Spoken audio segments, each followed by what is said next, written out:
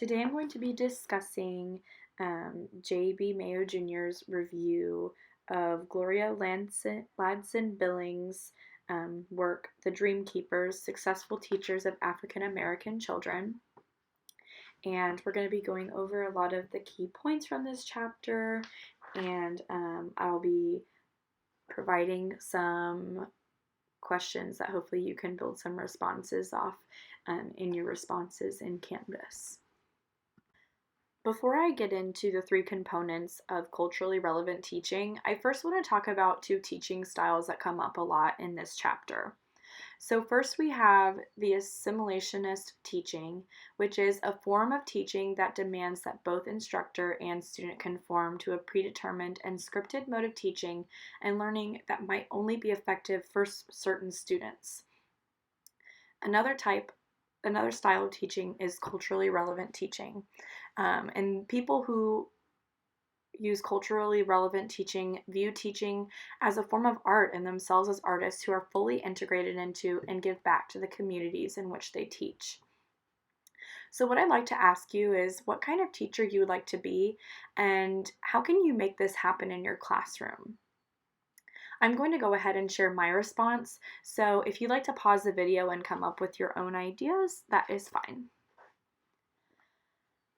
So if I were to choose one of these styles of teaching, I think that I would prefer the culturally relevant teaching style because I would like to take the curriculum in my classroom and adapt it to my students' needs and wants and interests and take a look around at the community and say, like, this is what our community needs and how can we fit our curriculum to help them and make this a great curriculum for the students that I have.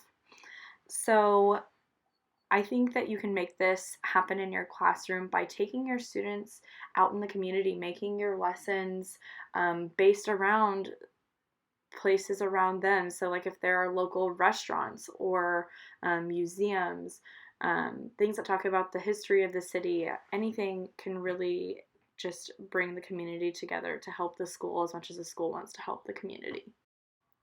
Now we will discuss the three components of culturally relevant teaching.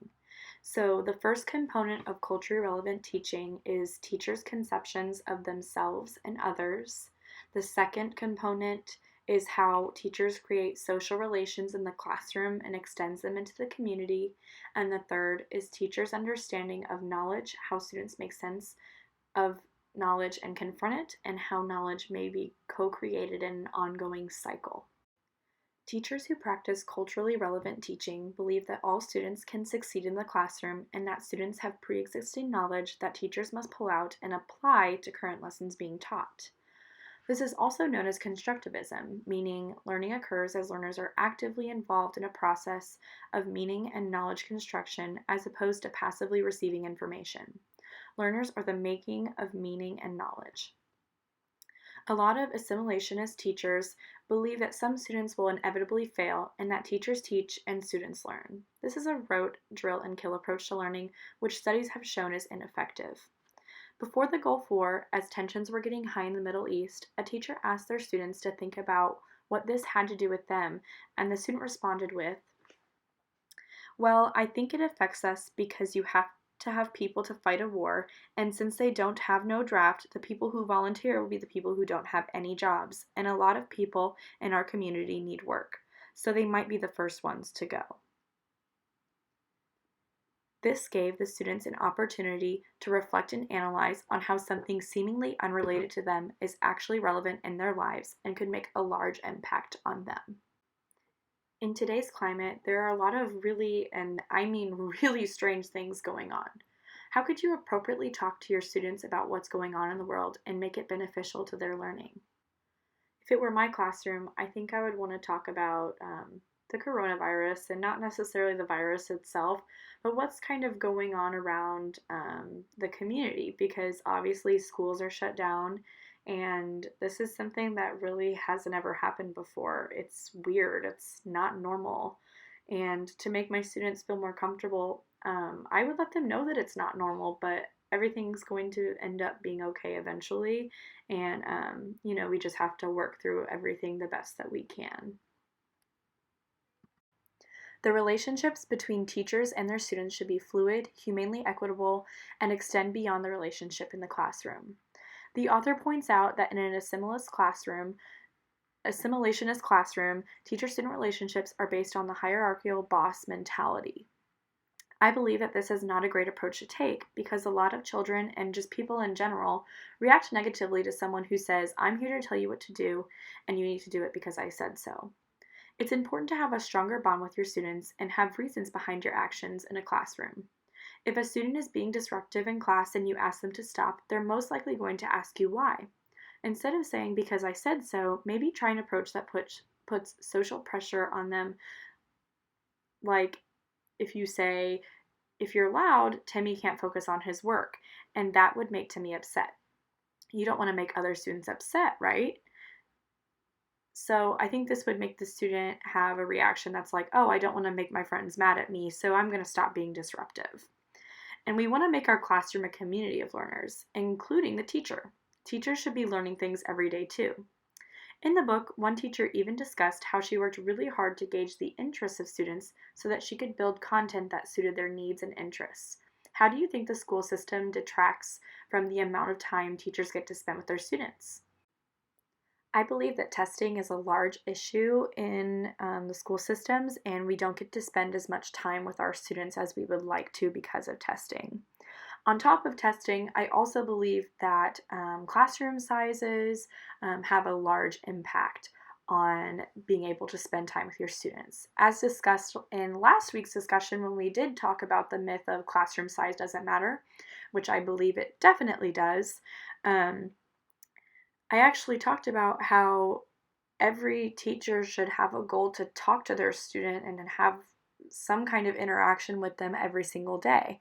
And I've noticed that there are some teachers that use actual lists to mark off what if they gave someone a positive remark or if they gave someone a negative remark to make sure that they give them something positive every single day to leave on.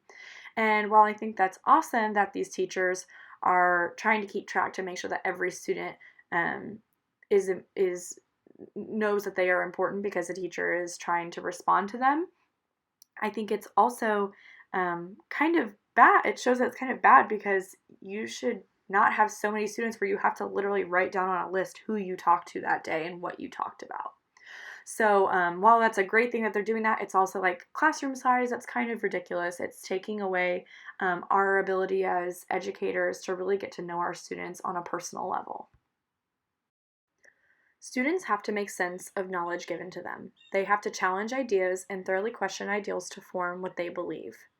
Knowledge should be viewed critically and should be understood to be imperfect, meaning that everything that comes out of a teacher's mouth is not the end-all be-all. Students should be allowed to form their own opinions because in the end, it's their education and their values and ideals should matter to them. The author writes, "This teacher encourages students to use both forms of language, the language from home and the more formalized language taught in schools." This teacher comments, "My job is to make sure that they understand that their language is valid, but that the demands placed upon them by others mean they will constantly have to prove their worth. We can spend a lot of time talking about language, what it means, how you can use it, and how it can be used against you." Helping children understand that how they use language often results in judgments made by others exemplifies a critical understanding of knowledge. On the other hand, teachers who come from the assimilationist perspectives view knowledge as traveling in a singular direction, from teacher to student. They invalidate that any language that is used at home or in the community by calling it improper language. Assimilationist teachers also oftentimes place false ceilings on what a student is able to achieve, which truly limits their growth. You should always make sure that your classroom is where they're going to put a lot of hard work in to succeed. You should always push students to maximize potential instead of focusing on the limitations of the student. Excellence should be measured broadly based on individual differences. You cannot just give a student an A because you feel bad for them. They need to earn it, but in a way that best suits them. You should reward students for true excellence because it causes many benefits, like a higher self-esteem and an increase in confidence. How could social excellence be measured? By standardized tests? Something else? If you'd like to pause the video and go ahead and write a response to this question, that's fine, but I'm going to go ahead and say my own thoughts on this. So as we all know, I'm a gifted concentration, or a gifted and talented concentration, and we actually talk a lot about how excellence should be measured because that's one of the things that identifies students. And so I definitely think that excellence should be measured by the individual, obviously, and also by local norms in the community. Like what is normal? Because you might come from a school that in this area, these families are like constantly harping on their kids to get their homework done, and they are in all of these academic programs outside of school and have tutors and all this stuff. But then you might move to a district where they don't have these opportunities. And I'm not saying that their parents don't care about them any less. That's not what I'm saying. I'm saying that maybe they don't have time to do this, or maybe they just haven't thought about it. So they might not have the same achievement levels, but that doesn't mean that the students can't hit excellence for the area that they are in. So we have a couple questions regarding what you think of this chapter. I mean, you can write in the comments like if you liked it or if you didn't like it or if you thought that it was effective or not. But I have a couple like, do you think that this book is relevant today? And has the education system done anything to improve upon this idea of culturally relevant teaching practices? And I'm gonna have you pause if you want to respond to this without hearing my response, but I'm gonna go ahead and say my response. So I definitely believe that Gloria Ladson Billings' book is relevant in today's climate. I definitely think that it's titled Teaching Successful Teachers of African American Children, but I truly believe that these concepts should be applying to every child, no matter what their race, religion, socioeconomic status is, because these are all really important and really great teaching practices from my personal opinion. And I think that the education system is trying to take this in a new direction. We're trying to use these ideas and actually put them into action in our schools. I know that at least in my EdL 350 class, we've talked a lot about culturally responsive teaching, and actually in all my EdL classes, we've talked about that a lot. So I definitely think that it has become more relevant as time has gone on, and it's something that definitely can still be improved upon. But I think that this applies to everyone and not just teachers of African American children. If you type this link into your search bar browser, it'll take you to a TED Talk by Christopher Emden, and he is an amazing speaker where he talks about white folks who teach in the hood, and this is his book, which I'm actually wanting to pick up because I've heard it's really good from some of my friends.